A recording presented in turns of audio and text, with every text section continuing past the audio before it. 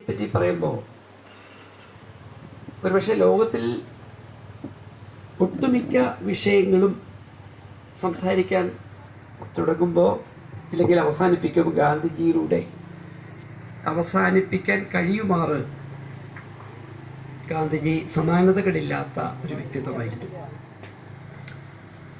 അതുകൊണ്ടാണ് Albert Einstein ഗാന്ധിജിയെപ്പറ്റി ഒരിക്കൽ പറഞ്ഞത്, വരും തലമുറയ്ക്ക് ഇങ്ങനെ ഒരാൾ ജീവിച്ചിരുന്നു എന്ന് പറഞ്ഞാൽ അംഗീകരിക്കാൻ അത്ഭുതം തോന്നും, അങ്ങനെ ഒരാൾ ജീവിച്ചിരുന്നുവോ എന്ന് സംശയം തോന്നിപ്പിക്കും വിധം ഗാന്ധിജി മാനവികതയുടെ വിവിധ ഇടങ്ങളിൽ ഗൗരവതരമായ ഇടപെടലുകൾ നടത്തിയിട്ടുണ്ട്. നോക്കൂ, ഇന്ന് ലോകത്തിൽ കത്തിക്കാളുന്ന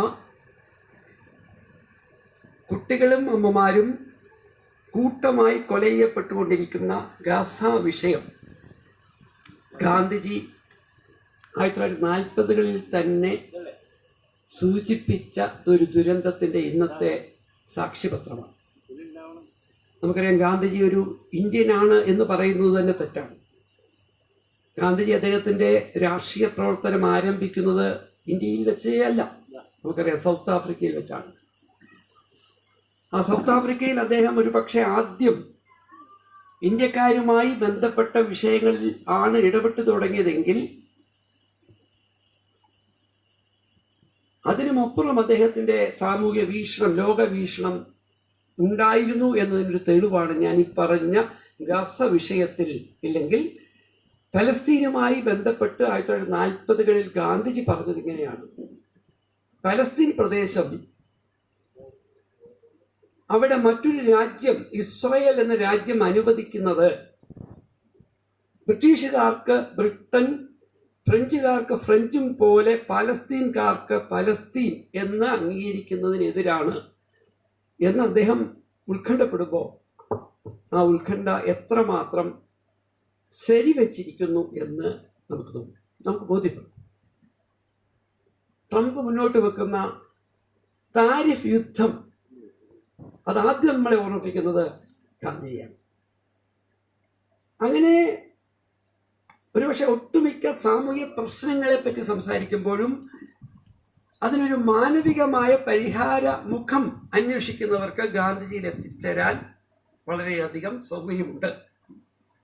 എന്താണ് ഗാന്ധിജിയിൽ നമ്മൾ കാണേണ്ട ഏറ്റവും വലിയ മഹത്വം? ഞാൻ കണ്ട ഏറ്റവും വലിയ മഹത്വം, അദ്ദേഹം സാമൂഹ്യ യാഥാർത്ഥ്യത്തെ യാഥാർത്ഥ്യമായി അംഗീകരിച്ചുകൊണ്ട് നമ്മളിവിടെ ജീവിക്കണം എന്ന് പറഞ്ഞതാണ്. എക്കണോമിക്സിൽ പറയുന്നത് റിയൽ എക്കണോമി എന്ന് പറഞ്ഞാൽ ശരിയായ സാമ്പത്തിക ലോകം, മറ്റൊന്നും ശരിയല്ല. എളുപ്പം മനസ്സിലാകുന്ന ഭാഷ പറഞ്ഞാൽ, ഒരേക്കർ ഭൂമിയിൽ വാഴ കൃഷി ചെയ്യുന്ന ഒരാൾക്ക് ലഭിക്കുന്ന വരുമാനം ഒരേക്കർ ഭൂമി റിയൽ എസ്റ്റേറ്റ് ചെയ്ത് കിട്ടുന്ന വരുമാനത്തെക്കാൾ എപ്പോഴും കുറവായിരിക്കും. രണ്ടാമത് പറഞ്ഞതാണ് അൺറിയൽ എക്കണോമി, ഇല്ലെങ്കിൽ വെർച്വൽ എക്കണോമി, ഇല്ലെങ്കിൽ സ്പെക്കുലേറ്റീവ് ക്യാപിറ്റലിസം. കുറച്ചുകൂടി എളുപ്പത്തിൽ പറഞ്ഞാൽ, ഓണം പോയി, പക്ഷേ വൈകി പോകുന്ന ഒരു സാധനം കേരളത്തിൽ നിന്ന് ഓണം ബമ്പറാണ്. 500 രൂപ വീതം, എൻ്റെ കണക്ക് ശരിയാണെങ്കിൽ ഈ പ്രാവശ്യം അത്ര എടുത്തു കാണും, 70 ലക്ഷം ലോട്ടറി ടിക്കറ്റുകൾ വിൽക്കുന്നു.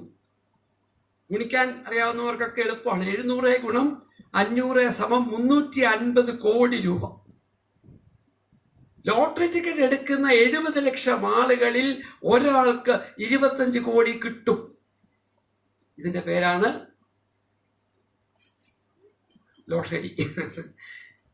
ഈ ലോകത്തെയാണ് ഗാന്ധിജി ശക്തമായി പ്രതിരോധിക്കുകയും ജീവിതം സാമൂഹ്യ യാഥാർത്ഥ്യമാണ്, സ്വപ്നാടനമല്ല, സാമ്പത്തിക ലോകം ഊഹക്കച്ചവടമല്ല എന്ന് അടിവരയിട്ട് പറഞ്ഞുകൊണ്ടിരിക്കുകയും ചെയ്തത്. എന്നാൽ ലോകം ആകെ എത്രമാത്രം അയാഥാർത്ഥ്യമാണ് ആയിട്ടാണ് ജീവിക്കുന്നത് എന്ന് ഞാൻ 1-2 കാര്യങ്ങൾ കൊണ്ട് നിങ്ങളുടെ മുന്നിൽ അവതരിപ്പിക്കാം. നിങ്ങൾക്ക് അറിയാവുന്നതായിരിക്കും. നോക്കൂ, പ്രേംകുമാറിനെ പോലെയുള്ള ആളുകൾ നിരന്തരമായി പറയുന്ന ഒരു കാര്യമുണ്ട്: ഹരിതവാതക ബഹിർഗമനം അടുപ്പിൽ പോലും നിങ്ങൾ ഹരിതവാതകം പുറത്തുവിടാൻ അവസരം ഉണ്ടാക്കാത്ത വിധം നിങ്ങൾ എന്ത് ചെയ്യണം? പാചകത്തെ പുനർനിർവചിക്കണം. അതുകൊണ്ടാണ് അദ്ദേഹം കാർബൺ ന്യൂട്രൽ കിച്ചൺ എന്ന സങ്കല്പം. സ്വപ്നം കാണാൻ കഴിയത്തില്ലല്ലോ. അപ്പൊ അടുക്കള എന്ന് പറഞ്ഞാൽ ഇല്ലേ, അടുപ്പില്ലാത്ത അടുക്കള എന്നൊക്കെ അദ്ദേഹത്തെ പോലുള്ള ആളുകൾക്ക് ചിന്തിക്കാൻ പ്രേരിതമാകുന്നത് ഭൂമിക്ക് ഒരു വർഷം, ഭൂമിയിലെ മനുഷ്യവർഗം എന്ന് വെച്ചാൽ ഏകദേശം 840 കോടി ആളുകൾക്ക് ഒരു വർഷം ഈ പ്രകൃതി അനുവദിക്കപ്പെട്ടത് ഒരു 16 ജിഗാടൺ അല്ലെങ്കിൽ 16 ബില്യൺ ടൺ ഹരിതവാതകം പുറത്തുവിടാനുള്ള അവകാശമാണ്. അല്ല, പ്രകൃതി ഇതൊക്കെ നമുക്ക് അനുവദിച്ചു തരുന്നതാണ്, അവകാശങ്ങൾ നമുക്ക് തരിക. പക്ഷേ മനുഷ്യവർഗം, എല്ലാവരുമല്ല, അത് പിന്നീട് പറയും, ഒരു വിഭാഗം ആളുകളുടെ ആർത്തി, അത് ലാൽ ഇവിടെ ആവർത്തിച്ച് പറയുന്നുണ്ട്, ആർത്തി ഭൂമിയെ ചുട്ടുപൊള്ളിക്കാനുള്ള കാരണം ഈ പറയുന്ന 16 ജിഗാടൺ ഹരിതവാതകത്തിന് പകരം 36-38 ജിഗാടൺ ഹരിതവാതകങ്ങൾ പുറന്തള്ളുന്നതിലൂടെ ഭൗമതാപനത്തിന് നമ്മൾ വിധേയമാവുകയും അതുണ്ടാക്കുന്ന മഹാദുരന്തങ്ങളിലൂടെ നമ്മൾ കടന്നുപോവുകയും ചെയ്യുന്നു. അതിന്റെ കാരണമാണ് പറയുന്നത്. അതിലേക്കാണ് ഞാൻ കടന്നത്. ഈ പറയുന്ന ലോകത്തിലെ 840 കോടിയോളം വരുന്ന മനുഷ്യർ എല്ലാവരും കൂടി ഒരു വർഷം ഏകദേശം 100 ലക്ഷം കോടി ഡോളറിന്റെ വിഭവങ്ങൾ ഉണ്ടാക്കുന്നുണ്ട്. നമുക്കെല്ലാം ഒരേ അവകാശമാണല്ലോ ഈ ഭൂമിയിൽ, അല്ലേ? നമുക്കെല്ലാം ഒരേ അവകാശമുള്ളൂ എന്ന് പറഞ്ഞാൽ അർത്ഥം, ഭൂമിയിലെ ഓരോ മനുഷ്യരും തലയെണ്ണി പറഞ്ഞാൽ ഒരു വർഷം $9,700 വിഭവങ്ങൾ ഉൽപ്പാദിപ്പിക്കുന്നു. $9,700 എന്ന് പറഞ്ഞാൽ നമ്മുടെ കണക്കിൽ പറഞ്ഞാൽ ഏകദേശം ഒരു 8 ലക്ഷം രൂപയുടെ വിഭവങ്ങൾ നമ്മൾ ഉണ്ടാക്കുന്നുണ്ട്. കേരളത്തിലെ ഒരു കുടുംബം എന്ന് പറയുന്നത് 4 ആളുകളാണ് ശരാശരി. എന്ന് പറഞ്ഞ അർത്ഥം, കേരളത്തിലെ ഒരു ശരാശരി കുടുംബം ഒരു വർഷം, അല്ലെങ്കിൽ ആ കുടുംബത്തിന് ഒരു വർഷം ഏകദേശം 36 ലക്ഷം രൂപയുടെ ഉൽപാദനത്തിൽ അവകാശമുണ്ട്, അല്ലെങ്കിൽ ഉൽപ്പന്നത്തിൽ അവകാശമുണ്ടെന്നാണ്. കുറച്ചുകൂടി എളുപ്പത്തിൽ പറഞ്ഞാൽ, ഒരു ശരാശരി കുടുംബം അവരുടെ ശരാശരി ആസ്തി അല്ലെങ്കിൽ വരുമാനം അല്ലെങ്കിൽ ഉടമസ്ഥാവകാശം ഒരു വർഷത്തിൽ ഒരു മാസം ഏകദേശം 3,25,000 വരും. അടുത്ത ചോദ്യം, ഇവിടെ ഇരിക്കുന്നവരാരും എനിക്ക് തോന്നുന്നു ദാരിദ്ര്യരേഖയ്ക്ക് താഴെയുള്ളവരല്ല, BPL അല്ല, മിക്കവാറുള്ളവരൊക്കെ APL ആണ്. നിങ്ങളിൽ എത്ര പേർക്കാണ്, ഞാൻ ലോകത്തിലുള്ള എല്ലാവരുടെയും കാര്യം പറഞ്ഞത്, എൻ്റെ വരുമാനം ശരാശരി എത്രയാണ്? ഒരു മാസം എൻ്റെ കുടുംബത്തിന് വരുമാനം ഒരു മാസം 3,25,000 രൂപ. ഒരു വർഷം എൻ്റെ കുടുംബത്തിന്റെ ശരാശരി വരുമാനം എത്രയാണ് ഉണ്ടാകേണ്ടത്? 36 ലക്ഷം. ഇവിടെ ഇരിക്കുന്ന എത്ര ആളുകൾക്കാണ് ഒരു മാസം ആ കുടുംബ വരുമാനം 3,25,000 ഉള്ളത്? ചുരുക്കം ആളുകൾക്ക്. ഈ കാശ് പിന്നെ എവിടെ പോയി? ഓക്കെ, ഇത് ലോക സാഹചര്യം. നമ്മൾ വ്യത്യസ്തരാണോ? നമുക്ക് പരിശോധിക്കാം. ഇന്ത്യ, ഇവിടെയാണ് ഈ കണക്കിലെ കളികൾ. ഗാന്ധിജി എന്നും വിമർശിച്ചുകൊണ്ടിരുന്ന കണക്കിലെ കളികൾ. നമ്മളോട് പറയുന്ന, നമ്മുടെ രാഷ്ട്രീയ നേതാക്കന്മാർ പറയുന്നത്, ഇന്ത്യ വലിയ തരത്തിൽ വളരുകയാണ്. 2025 കൊണ്ട് ഇന്ത്യ ലോകത്തിലെ 3ാമത്തെ സാമ്പത്തിക ശക്തിയായി മാറാൻ പോവുകയാണ്. ശരിയാണ്, കണക്കിന് മുന്നിൽ ശരിയാണ്. ഓക്കെ, ശരിയാണ് എന്ന് വിചാരിക്കാം. അവിടെ ഇരിക്കട്ടെ. നമുക്കെന്ത്? അതാണല്ലോ ഡെമോക്രസി, ജനാധിപത്യം. ഗാന്ധിജിയുടെ ഭാഷയിൽ പറഞ്ഞാൽ ഏറ്റവും പുറകിലിരിക്കുന്നവന് എന്ത് ലഭിക്കും എന്നുള്ളതാണ് ജനാധിപത്യത്തിന്റെ ഉത്തരവാദിത്വം. നമുക്ക് രാജ്യത്ത്, ഞാനൊരു കൃത്യമായ ഒരു കണക്ക് ഡോക്ടർ തോമസ് പിക്കറ്റിയെ പോലുള്ള ശാസ്ത്രജ്ഞന്മാർ നടത്തിയ പഠനത്തിലൂടെ പറയുന്ന കണക്കാണ്. രാജ്യത്തെ മൊത്തം പ്രായപൂർത്തിയായ കൊച്ചുകുട്ടികളെ ഒഴിവാക്കുന്നു. 92 കോടി, ഏതാണ്ട് 225 ലക്ഷമാണ് ഇന്ത്യയിലെ പ്രായപൂർത്തിയായവർ. ഈ പ്രായപൂർത്തിയായ ആളുകളിൽ 50% ആളുകൾക്ക് ഈ രാജ്യം ഒരു വർഷം ഉണ്ടാക്കുന്ന ഉൽപാദനത്തിൽ അവരുടെ പങ്ക് 6.4%. ഞാനത് മറയ്ക്കുന്നു, എളുപ്പ സൗകര്യം. നമ്മുടെ രാജ്യത്തെ സമ്പന്നരായ 10%, ഞാൻ പറഞ്ഞ 92 കോടി ഈ 25 ലക്ഷത്തിൻ്റെ 10% എന്ന് പറഞ്ഞാൽ രാജ്യത്തെ 9.225 കോടി ആളുകൾ, 10% ആളുകൾ രാജ്യത്തുണ്ടാക്കുന്ന മൊത്തം ഉൽപാദനത്തിൻ്റെ 65% നിയന്ത്രിക്കുന്നു. ഞാൻ മുമ്പ് പറഞ്ഞത് 50% ആളുകളുടെ നിയന്ത്രണം 6.4%, 10% ആളുകളുടെ നിയന്ത്രണം 65%. രാജ്യത്തെ ജനസംഖ്യയിൽ 1% വരുന്ന ആളുകൾ, പ്രായപൂർത്തിയായ ആളുകൾ എന്ന് പറഞ്ഞാൽ 92,25,000 ആളുകൾ രാജ്യത്തെ മൊത്തം സ്വത്തിന്റെ ഉൽപാദനത്തിന്റെ 40% സ്വന്തമാക്കുന്നു. നമ്മുടെയൊക്കെ ശരാശരി ആസ്തി, സർക്കാരിന്റെ കണക്കിൽ ഇന്ത്യക്കാരന്റെ ഓരോരുത്തരുടെയും ശരാശരി ആസ്തി 13,50,000 എന്നാൽ 50% വരുന്ന ഓരോരുത്തരുടെയും ആസ്തി കേവലം 1.74 ലക്ഷം ആസ്തി. അവിശ്വസനീയമായ സാമ്പത്തിക കേന്ദ്രീകരണം നമ്മുടെ നാട്ടിലും പ്രകടമാണ്, കേരളത്തിനും ബാധകമാണ്. ഇതാണ് യഥാർത്ഥത്തിൽ ഭൂമിയുടെ പ്രതിസന്ധിക്ക് അടിസ്ഥാനപരമായ കാരണം. എന്ന് പറഞ്ഞാൽ ഈ ഭൂമിയിലെ 90% ഈ ഇരുകാലികൾ, നമ്മൾ ഈ പറയുന്ന ഗ്ലോബൽ വാർമിങ്ങിന്, പരിസ്ഥിതി ആഘാതത്തിന് ഒരു അപകടവും ചെയ്യുന്നില്ല എന്നുകൂടി പറയേണ്ടി വരും. 10% ആളുകളുടെ ആഗ്രഹം, ദുരാഗ്രഹങ്ങൾ പ്രകൃതിയിൽ വലിയ ദുരന്തങ്ങൾ ഉണ്ടാക്കുമ്പോഴാണ് ഗാന്ധിജി സാമ്പത്തിക വളർച്ച എങ്ങനെയാകണം എന്ന് സൂചിപ്പിച്ച വിഷയം പാറക്കടവ് പഞ്ചായത്തുമായി ബന്ധപ്പെട്ട് നമുക്ക് ചർച്ച ചെയ്യണം. യഥാർത്ഥത്തിൽ പാറക്കടവ് പഞ്ചായത്തിന്റെ വിഷയവുമായി ബന്ധപ്പെട്ട് ഞാൻ പാറക്കടവ് പഞ്ചായത്ത് സാമ്പിളായിട്ട് എടുത്തത് ഇവിടെയാണ് ഈ വിഷയം അവതരിപ്പിക്കുന്നത് കൊണ്ടാണ്. എന്ന് മാത്രമല്ല, നമ്മൾ ഇവിടെയാണല്ലോ ജീവിക്കുന്നത്. ഇത് കഴിഞ്ഞാണല്ലോ തിരുവനന്തപുരവും പിന്നെ ഡൽഹിയും. അപ്പൊ ഇവിടെ എങ്ങനെ നമ്മൾ അതുപോലെ ആയിരിക്കാം നമ്മുടെ നേതാക്കന്മാർ തിരുവനന്തപുരത്തും ഡൽഹിയിലും ഇരുന്ന് ചെയ്യുന്നു. ഇവിടെ നമ്മൾ ശരിയാണെങ്കിൽ തിരുവനന്തപുരത്തും ഡൽഹിയിലും ഇരിക്കുന്നവർ ശരിയാകാതെ തരമില്ല. ഇവിടെ ശരിയാണോ? അതുകൊണ്ട് തന്നെ ഈ ചർച്ചയിൽ എന്നെ വിളിക്കുമ്പോൾ ഏകപക്ഷീയമായി എന്നെ ഉൾപ്പെടുത്തുന്നതിനോടൊപ്പം ഈ പഞ്ചായത്തിലെ ഏതെങ്കിലും ഉത്തരവാദിത്തപ്പെട്ട ആളുകളെ കൂടി മാഷ് ഇവിടെ ഇരുത്തണമായിരുന്നു. കാര്യം അവർക്കാണ് എന്നേക്കാൾ കൂടുതൽ ഈ കാര്യങ്ങൾ പറയാൻ കഴിയുന്നത്. അതുകൊണ്ട് കുഴപ്പമില്ല.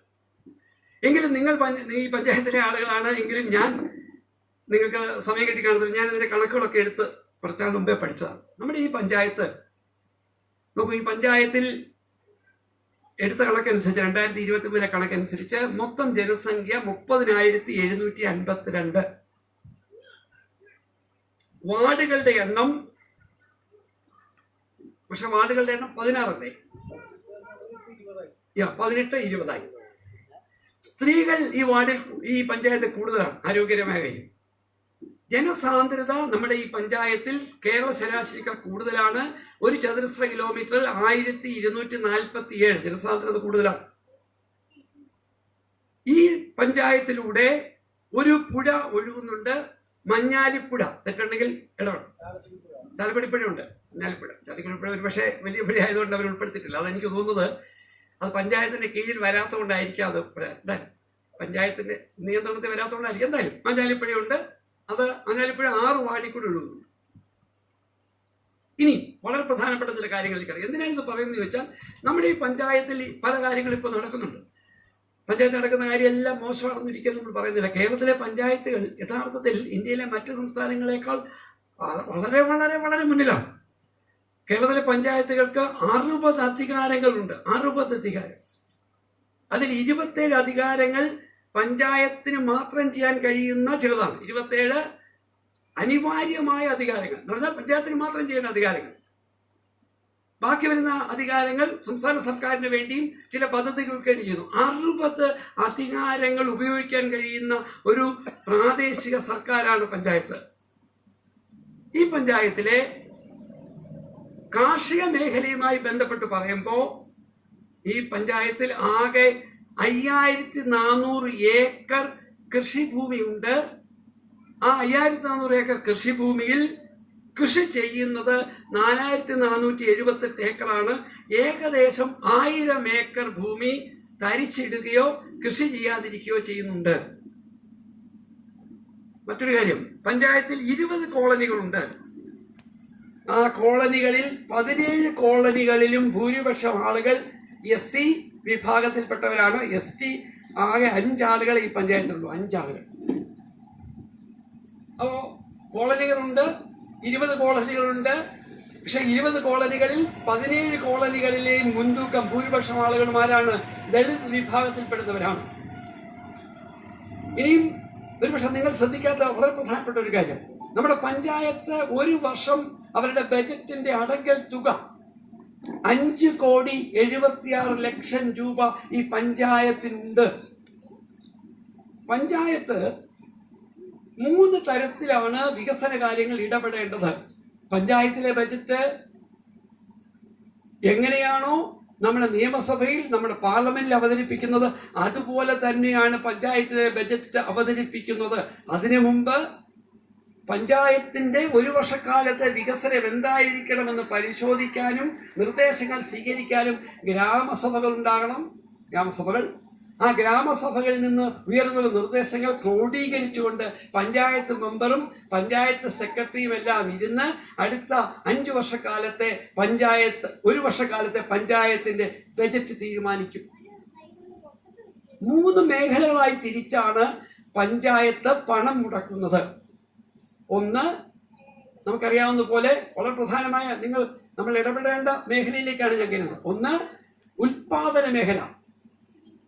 മറ്റൊന്ന്, നമുക്കറിയാം, ക്ഷേമം.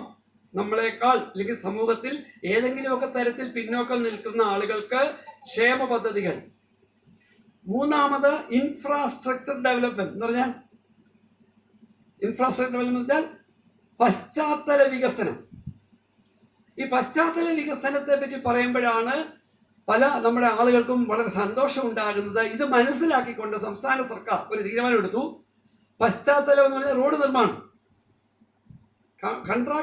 കോൺട്രാക്ടിംഗ് പരിപാടി, അതിന്റെ തുക ഒരു കാരണവശാലും 35% കൂടുതൽ വർദ്ധിക്കാൻ പാടില്ല എന്നൊരു നിർദ്ദേശം വെച്ചു. എന്താ കാര്യം എന്നറിയാമായിരിക്കും. ഈ പഞ്ചായത്തിലെ 9% ദളിത് വിഭാഗം വരുന്ന ആളുകളാണ്. അവർക്ക് പ്രത്യേകം പദ്ധതി വീതം വെച്ചിട്ടുണ്ട്. മൊത്തം എടുത്താൽ നമ്മുടെ ഈ പഞ്ചായത്തിൽ ഉൽപാദന മേഖലയ്ക്ക് വേണ്ടി നോക്കൂ, 1,20,00,000 രൂപയാണ് 2022-23 മാറ്റിവെച്ചത്. ഉൽപാദന മേഖല ഏതൊക്കെയാണെന്ന് നിങ്ങൾ തന്നെ ഒന്ന് മനസ്സിലൂടെ കടന്നു പോട്ടെ. ഈ പറയുന്ന ക്ഷേമ പദ്ധതികൾക്ക്, സേവന മേഖലയ്ക്ക് 2.62 കോടി രൂപ മാറ്റിവെച്ചു. ഇനിയും പശ്ചാത്തല വികസനത്തിന് വേണ്ടി 1.94 എന്ന് പറഞ്ഞാൽ ഉൽപാദന മേഖലയ്ക്ക് വേണ്ടി 21%, ക്ഷേമ പദ്ധതിക്ക് വേണ്ടി 46%, പശ്ചാത്തല വികസനത്തിന് വേണ്ടി 34%. കുറവല്ലാത്ത തുക. ഇനി പഞ്ചായത്തുകൾക്ക് നിങ്ങൾക്ക് അറിയാവുന്ന പോലെ തനത് വരുമാനം എന്ന് പറയും. എന്ന് വെച്ചാൽ എന്താ? ഈ പഞ്ചായത്തിന് സ്വയം കണ്ടെത്താൻ കഴിയുന്ന വരുമാനം. ഇതിന്റെ അർത്ഥം പാറക്കടവ് പഞ്ചായത്തിൽ ആവശ്യത്തിലധികം പണം ഉപയോഗിച്ചുകൊണ്ട് ഈ പഞ്ചായത്തിന്റെ മുഖച്ഛായ മാറ്റിയെടുക്കാൻ കഴിയുന്ന കാര്യങ്ങൾ ഈ പഞ്ചായത്തിന് ഇതുവരെ ചെയ്യാൻ കഴിഞ്ഞിട്ടുണ്ടോ എന്ന് ഈ നാട്ടുകാരാണ് പറയേണ്ടത്. ഇനിയെങ്കിലും ചെയ്യാൻ കഴിയും. എങ്ങനെ? ഞാൻ ചെറിയൊരു ഉദാഹരണം പറയാം. നമ്മൾ അനുഭവിക്കുന്ന ഒരു പ്രശ്നം, ലോകത്തിലെ ഏറ്റവും സാമ്പത്തിക രംഗത്ത് ചലനങ്ങൾ ഉണ്ടാക്കിയ രാജ്യങ്ങൾക്കൊക്കെ അതിന്റെ പ്രശ്നങ്ങളുണ്ട്. അമേരിക്ക വളരെ മോശപ്പെട്ട രാജ്യമാണെന്ന് പറയും. പക്ഷെ സാമ്പത്തിക മേഖല അവർക്കുണ്ടായ മുന്നേറ്റം അത് എല്ലാവർക്കും കിട്ടിയോ എന്ന് ചോദിച്ചാൽ ഒന്നും കിട്ടിയിട്ടില്ല. കഴിഞ്ഞ തെരഞ്ഞെടുപ്പിൽ പരാജയപ്പെട്ട ഡെമോക്രാറ്റിക് സ്ഥാനാർത്ഥി പറഞ്ഞത്, ഞങ്ങൾ ഇൻസുലിൻ വില കുറച്ച് അമേരിക്കക്കാരന് കൊടുക്കുന്ന $80,000 ശരാശരി വാർഷിക വരുമാനമുള്ള ആളാണ് അമേരിക്കക്കാരൻ. $80,000. എന്താ അവരുടെ പ്രകടനത്തെ പറഞ്ഞത്? ഞങ്ങൾ ഇൻസുലിന് വില കുറച്ച് കൊടുക്കും. അവിടെ പ്രശ്നം പരിഹരിച്ചിട്ടില്ല. പക്ഷേ സാമ്പത്തികമായി രാജ്യം വലിയ ഉയർന്ന നിലയിലാണ്. അവർ ആ നിലയിലേക്ക് എത്താൻ ഒരു കാരണം ജപ്പാൻ, 2ാം ലോക യുദ്ധത്തിൽ തകർന്നടിഞ്ഞ ജപ്പാൻ, ഇങ്ങനെ തകർന്നു പോയ ജപ്പാൻ മടങ്ങി വരാൻ കാരണം അവിടെയും പ്രശ്നമുണ്ട്.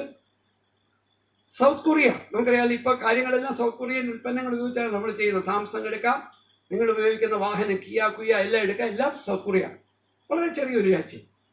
ഈ രാജ്യങ്ങൾ എങ്ങനെയാണ് കഴിഞ്ഞ 10-40 വർഷത്തിനിടയിൽ വലിയ തരത്തിലുള്ള ചലനങ്ങൾ ഉണ്ടാക്കിയത്? ഞാൻ അത്രേ പറയുന്നുള്ളൂ. ചലനങ്ങൾ ഉണ്ടാക്കിയെന്ന് ചോദിച്ചാൽ അവരുടെ തീരുമാനം ഒന്ന്, കാർഷിക മേഖലയിൽ സമഗ്രമായ വളർച്ച. ഞങ്ങളുടെ രാജ്യം ആദ്യം ലക്ഷ്യം കാണുന്നത് ഭക്ഷ്യസുരക്ഷയിലായിരിക്കും. ഇത് പറഞ്ഞാൽ മലയാളികൾ ചിരിക്കും. ഭക്ഷ്യസുരക്ഷ എന്ന് പറഞ്ഞാൽ നെൽകൃഷി, അല്ലെങ്കിൽ കുരുമുളക് കൃഷി, തെങ്ങ് കൃഷി ചെയ്യുമ്പോൾ അതിൻ്റെ മുകളിൽ കേരളം. ഇതൊക്കെയാണോ ഒരു രാജ്യം വളരാനുള്ള കാരണം എന്ന് ചോദിച്ചാൽ, നമ്മുടെ മുന്നിലുള്ള 3 ഉദാഹരണങ്ങൾ ഞാൻ പറയുന്നു. മറ്റു രാജ്യങ്ങളെ മാറ്റി നിർത്തുന്നു. ഇവർ വളരാൻ അടിസ്ഥാനമിട്ടത് കാർഷിക മേഖലയിലെ മുന്നേറ്റത്തിലൂടെയാണ്. നമ്മളോ ഈ പഞ്ചായത്തിൽ നോക്കൂ, ഈ ചെറിയ പഞ്ചായത്തിൽ കാർഷിക മേഖലയിലെ വരുമാനം എത്രയുണ്ടെന്ന് ചോദിച്ചാൽ സർക്കാരിൻ്റെ കയ്യിൽ അങ്ങനെ ഒരു കണക്കില്ല, വളരെ കുറവായി. എന്നാൽ കാർഷിക മേഖലയ്ക്ക് അത്ഭുതങ്ങൾ ഉണ്ടാക്കാൻ കഴിയുമോ? ചെറിയ ഉദാഹരണം ഞാൻ പറയാം. അത്ഭുതങ്ങൾ ഉണ്ടാക്കാൻ കഴിയും. വളരെ മോശമായി കിടക്കുന്ന നെൽകൃഷി ഉണ്ടല്ലോ, ഞാൻ നെല്ലിനെ ഉദാഹരണമായി എടുക്കുന്നു. നോക്കൂ, നെൽകൃഷി ചെയ്യുന്നതിന് മുമ്പ് നെൽകൃഷി ചെയ്യുന്ന നെൽപ്പാടം, ഒരു ഹെക്ടർ നെൽപ്പാടം,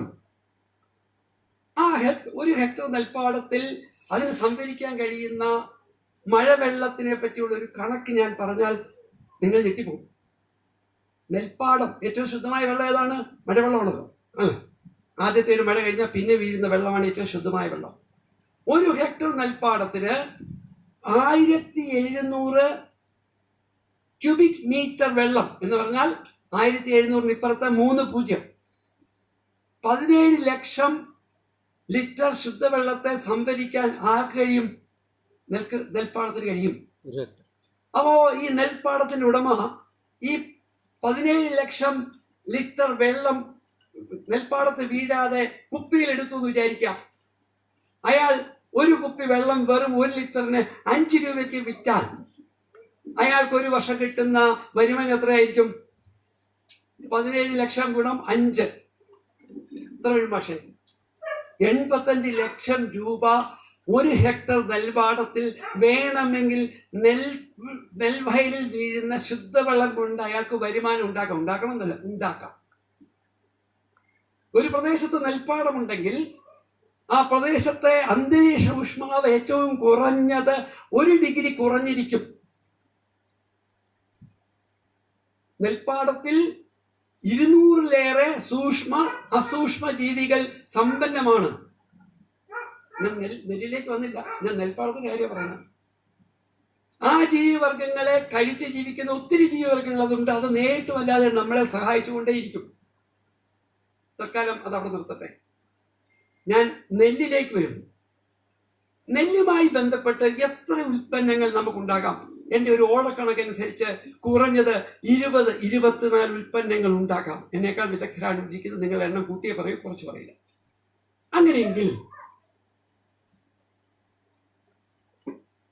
10 കിലോ നെല്ലിൽ നിന്ന് ഒരാൾക്ക് അധിക ജോലി കിട്ടുമെങ്കിൽ, ഞാൻ വില മാറ്റി വെക്കുന്നു, 1000 കിലോ നെല്ലിൽ നിന്ന് സ്വാഭാവികമായി 100 പേർക്ക് ജോലി കിട്ടും. കേരളത്തിൽ സർക്കാർ പറഞ്ഞത്, ഞങ്ങൾ അധികാരത്തിൽ വന്നാൽ 10 ലക്ഷം ടൺ നെല്ല് ഉൽപ്പാദിപ്പിക്കുമെന്നാണ്. അവർ എന്തായാലും പണിഞ്ഞ് അവസാനം 5.7 ലക്ഷം ടണ്ണൊക്കെ ഇടയ്ക്ക് ആക്കിയത്. ഇപ്പോൾ ഇന്ന് കുറഞ്ഞു. പക്ഷേ 5 ലക്ഷം ടൺ നെല്ല് ഇവിടെ ഉൽപ്പാദിപ്പിക്കുന്നുണ്ട്. നേരത്തെ ഉൽപ്പാദിപ്പിച്ചിരിക്കുന്നത് 12 ലക്ഷം ടൺ ആയിരുന്നു. അപ്പോൾ ഒരു 5 ലക്ഷം ടൺ നെല്ല് നമുക്ക് ഉൽപ്പാദിപ്പിക്കാൻ കഴിഞ്ഞാൽ അതിലൂടെ എത്ര ആളുകൾക്ക് അധിക ജോലി കിട്ടും? 5 ലക്ഷം ടൺ എന്ന് പറഞ്ഞാൽ 5 ലക്ഷത്തിന്റെ ഇപ്പുറത്ത് 3 0 ഇടണ്ടേ? ഏറ്റവും കുറഞ്ഞത് എത്ര പേർക്ക് ജോലി കിട്ടുമെന്ന് ചോദിച്ചാൽ ഏറ്റവും കുറഞ്ഞ കണക്ക് 50 ലക്ഷം ആളുകൾക്ക് ആ മേഖലയിൽ നിന്ന് മാത്രം കിട്ടും. ഇത് ഞെട്ടിപ്പോകുന്ന കണക്കാണ്. ഇതാണ് ഞാൻ പറയുന്നത്, ഒരു രാജ്യത്തിന്റെ, ഒരു പ്രദേശത്തിന്റെ നിലനിൽപ്പിന് ഏറ്റവും അടിസ്ഥാനപരമായ ഇന്നത്തെയും വികസന സാധ്യത എവിടെയാണ് നിൽക്കുന്നത്? കാർഷിക മേഖലയിൽ. അത് എക്കണോമിക്സിൽ പറയുന്നത് ഇങ്ങനെയാണ്. ഒരു ഉൽപ്പന്നം, ഉദാഹരണമായി വാഴക്കുല ഉൽപ്പാദിപ്പിച്ചാൽ ഏറ്റവും കുറഞ്ഞത് 12 മേഖലകളിലായിരിക്കും അതിന്റെ ചലനം. അതിനാണ് കാസ്കേഡിങ് എഫക്റ്റ്.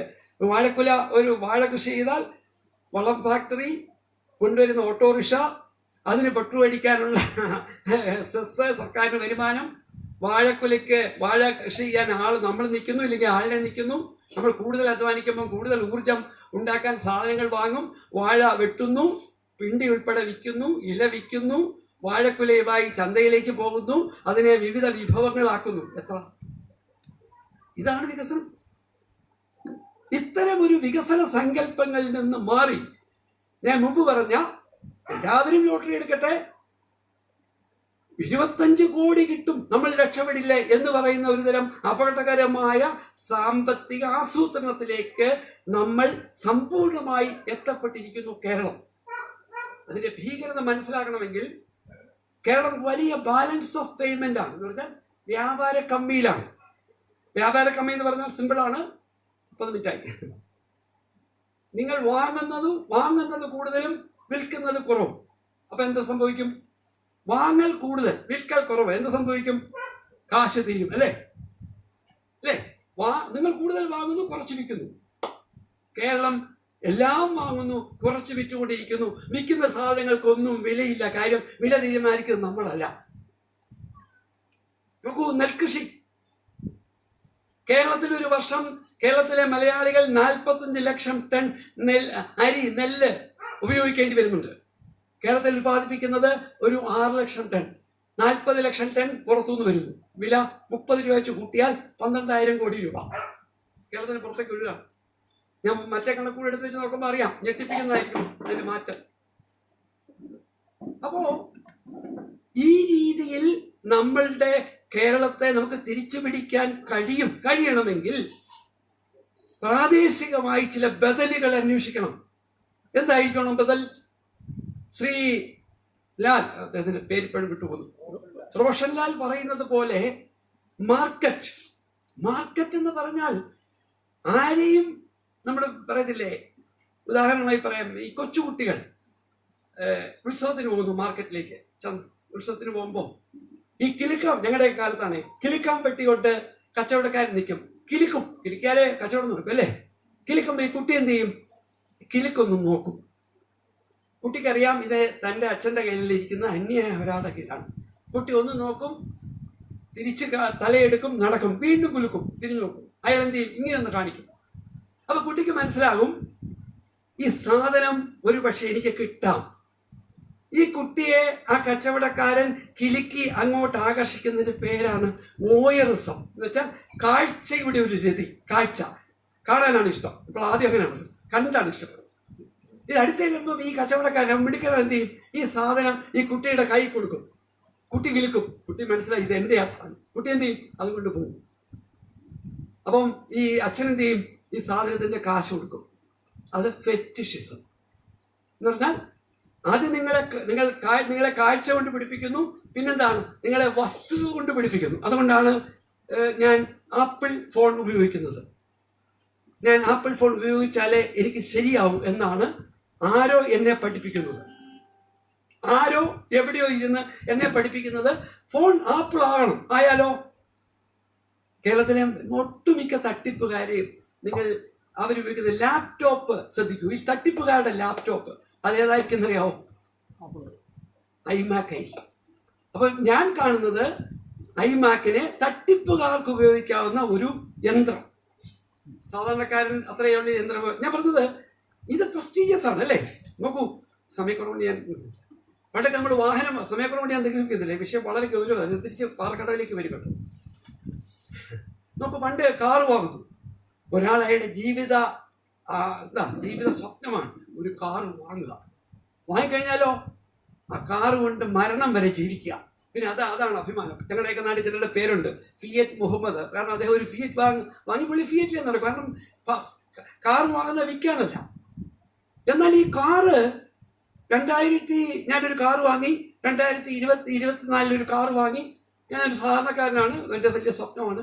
അപ്പൊ 2026 ആയപ്പോ എൻ്റെ കാർ പഴഞ്ചനായി. എങ്ങനെ പഴഞ്ചനായി? എൻ്റെ കാർ എങ്ങനെയാണ് പഴഞ്ചനായത്?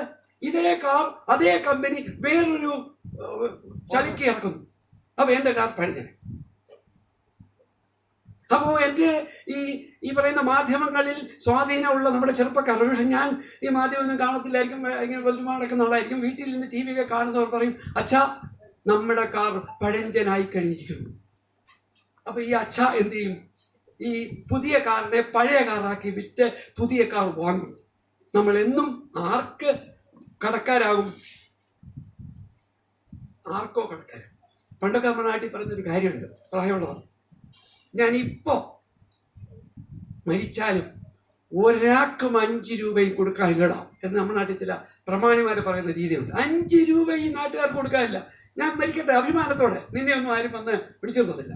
ഇന്നോ നിങ്ങൾക്ക് സാധനം വാങ്ങാൻ ആകർഷകം എന്താണ്? കയ്യിലെ കാശുള്ള കാർഡല്ല, ആരുടെയോ കയ്യിലിരിക്കുന്ന കാശ്, അതിൻ്റെ പേരാണ് ക്രെഡിറ്റ് കാർഡ്. എന്തുകൊണ്ട്? അതൊരു മാരണമാണ്. നിങ്ങളെ പറയുകയാണ്, നിങ്ങൾ എന്തേ വാങ്ങാവൂ? ഡെബിറ്റ് കാർഡ് ഉപയോഗിക്കരുത്, ക്രെഡിറ്റ് കാർഡ്. നിങ്ങൾ ഞങ്ങൾ കാശ് തരാമത്. അതാണല്ലോ പറയുന്നത്. കേരളത്തിൽ 1 രൂപ മുടക്കി കേരളത്തിനെ കൂളാക്കാൻ ഒരു സിനിമാ നടന്റെ മകൻ ഇറങ്ങിയിട്ടുണ്ടല്ലോ. 1 രൂപ മുടക്കൂ, കേരളത്തെ കൂളാം. തിരിച്ചു വരാം. പാറക്കടവിലെ സാമൂഹ്യ ജീവിതത്തെ ഇതും വല്ലാതെ ബാധിച്ചിട്ടുണ്ട്. അത് വേറെ വിഷയം. പഞ്ചായത്തിന്റെ കയ്യിലുള്ള പഞ്ചായത്തിന് നമുക്ക് മാർക്കറ്റിന് പുറത്ത് എന്തൊക്കെ സഹകരണങ്ങൾ സാധ്യമാണ് എന്നുള്ളൊരു അന്വേഷണം. ഇതാണ് നമ്മൾ ഈ മാർക്കറ്റിനെതിരെയുള്ള യുദ്ധം. മാർക്കറ്റിനെതിരെയുള്ള യുദ്ധം ഇതിനിപ്പുറത്ത് പുതിയൊരു മാർക്കറ്റ് തുടങ്ങലല്ല, അതിന് പകരം ഇപ്പുറത്ത് EG തുടങ്ങലല്ല, അല്ലെങ്കിൽ ലാലു തുടങ്ങലല്ല, ലൂലുവിന് വരെ ഇവിടെ ലാലു തുടങ്ങലല്ല, മറിച്ച് നമ്മൾക്ക് മാർക്കറ്റിന് പുറത്ത് എങ്ങനെ കമ്മോഡിറ്റി ചരക്കിന് പകരം ഉൽപ്പന്നങ്ങൾ കൈമാറ്റം ചെയ്ത് വളരാം. അതിൻ്റെ പേരാണ് പഴയ ബാർട്ടൽ സിസ്റ്റം. അതുപോലെ വരണമെന്നല്ല ഞങ്ങൾ പറയുന്നു. ഞങ്ങൾ പറഞ്ഞുകൊണ്ടിരിക്കുന്ന ഒരു കാര്യം, ഈ പഞ്ചായത്തിൽ 6000 കൃത്യമായിട്ട് പറയാം എത്ര കുടുംബങ്ങളുണ്ടെന്ന് ചോദിച്ചാൽ 6376 കുടുംബങ്ങൾ ഈ പഞ്ചായത്തിൽ. അതെ, ഈ 6360 കുടുംബങ്ങളിലെയും അടുക്കളയിൽ നിന്ന് ഓടുന്നത് മാർക്കറ്റുമായി ബന്ധപ്പെട്ടാണ് ആണല്ലോ. സ്വയമായി നമ്മളൊന്നും ഉൽപ്പാദിപ്പിക്കുന്നില്ലല്ലോ, പണ്ടുണ്ടാക്കിയത് ഉപേക്ഷിച്ചു. ഒരു അടുക്കളയ്ക്ക് ഒരു മാസം 5000 രൂപയുടെ വിഭവങ്ങൾ ആവശ്യമാണെന്ന് വിചാരിക്കുക. നമ്മുടെ പാറക്കടവും അനുബന്ധ പഞ്ചായത്തുകളും ചേർന്ന് ഒരു നെറ്റ്വർക്ക് ഉണ്ടാക്കിയിട്ട് തീരുമാനിക്കുന്നു. കുടുംബശ്രീ, ഇവിടെ കുടുംബശ്രീകൾ എത്രയാണെന്ന് ചോദിച്ചാൽ കുടുംബശ്രീകൾ പിന്നെ കൃത്യമായ എണ്ണമുണ്ട്. കുടുംബശ്രീകളുടെ എണ്ണം പിന്നെ 249 കുടുംബശ്രീകളുണ്ട്. അടുക്കളയ്ക്ക് ആവശ്യമായ ഉൽപ്പന്നങ്ങൾ ഞാൻ പറയുന്നു. ഉദാഹരണം, മത്സ്യം, മാംസം നമ്മൾ ഉപയോഗിക്കുന്നതാണ്, പച്ചക്കറി, പലതരം ഇലകൾ. ഇത് ഒരു 4-5 പഞ്ചായത്തുകൾ ചേർന്ന് നിങ്ങൾക്ക് ആവശ്യമായ മുട്ട ഈ പഞ്ചായത്തിലെ ഇന്ന വാടക ഉൽപ്പാദിപ്പിക്കും. ഇപ്പുറത്തെ പയറ്, ഇപ്പുറത്തെ മറ്റുൽപ്പന്നങ്ങൾ, ഇനി പൊടികൾ. പഞ്ചായത്തുകളിൽ അടുക്കളയുമായി ബന്ധപ്പെട്ട മാർക്കറ്റിൽ എത്തേണ്ടിയിരിക്കുന്ന വിഭവങ്ങളെ അതിന് പുറത്ത് വെച്ച് നമ്മൾ പരസ്പരം എന്ത് ചെയ്യുന്നു? കൈമാറും. വിഭവങ്ങൾ കൈമാറും. അതിന് കാശുണ്ടോ? കാശുണ്ട്. എങ്ങനെയാണ് കാശ്? അധ്വാനവുമായി ബന്ധപ്പെട്ട് 1 കിലോ പയറിനും 1 കിലോ ഏത്തക്കായ്ക്ക് ഒരു വിലയല്ലല്ലോ. അങ്ങനെ മാർക്കറ്റിന് പുറത്ത് നമ്മുടെ നിത്യനിദാന വിഭവങ്ങളെ കൈമാറ്റം ചെയ്യാൻ കഴിയുന്ന ഒരു വിപുലമായ നെറ്റ്വർക്ക് ഇവിടെ സാധ്യമാണ്. ഒരു മേഖല ഞാൻ പറയുന്നത് കാർഷിക മേഖല. ഈ കാർഷിക മേഖല ഞാൻ പറഞ്ഞല്ലോ, ഇന്ന് കേരളത്തിൽ എത്ര പേര് ജോലി ചെയ്യുന്നുണ്ടല്ലോ കാർഷിക മേഖലയിൽ.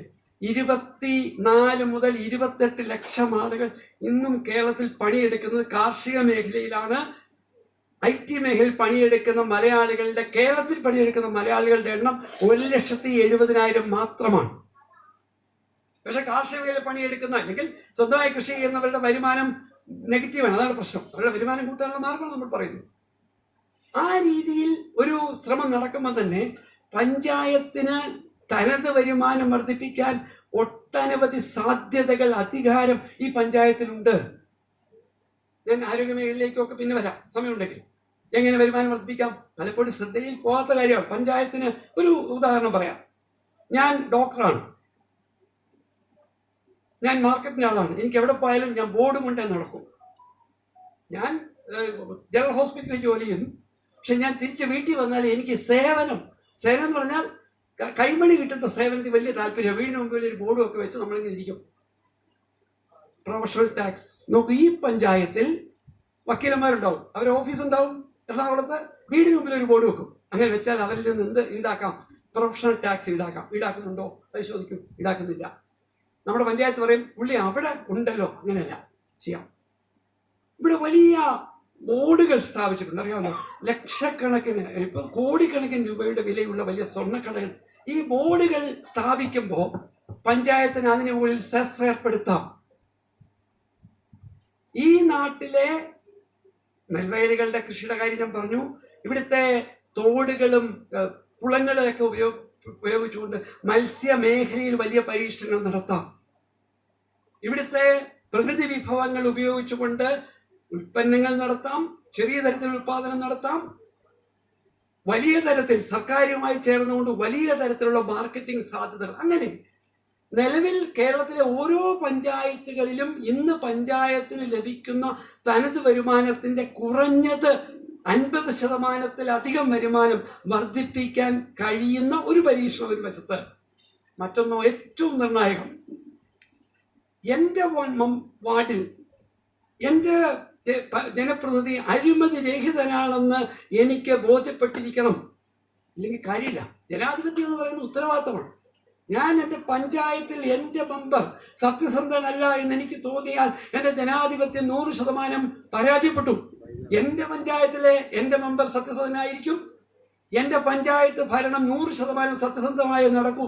ഇല്ലാത്ത പഞ്ചായത്തിനെ ഈ നാട്ടുകാർ അംഗീകരിക്കുകയില്ല എന്ന് പ്രഖ്യാപിച്ചാൽ കേരളത്തിൽ ഏറ്റവും കൂടുതൽ അഴിമതി നടക്കുന്നുവെന്ന് അറിയാമല്ലോ. കേരളത്തിലെ ഏറ്റവും അഴിമതി കണ്ടുപിടിക്കുന്നത് ഏത് വകുപ്പാണെന്നറിയാമോ? വിജിലൻസ്. വിജിലൻസ് എന്ന് പറഞ്ഞാൽ എന്താണെന്നറിയാമോ? പോലീസുകാരാണ് കേരളത്തിലെ ഈ അഴിമതി മുഴുവൻ. അപ്പൊ ഞാൻ തമാശയായിട്ട് എല്ലാ പോലീസുകാരും കുഴപ്പക്കാരാണെന്നല്ല ഞാൻ പറഞ്ഞത്. നമ്മൾ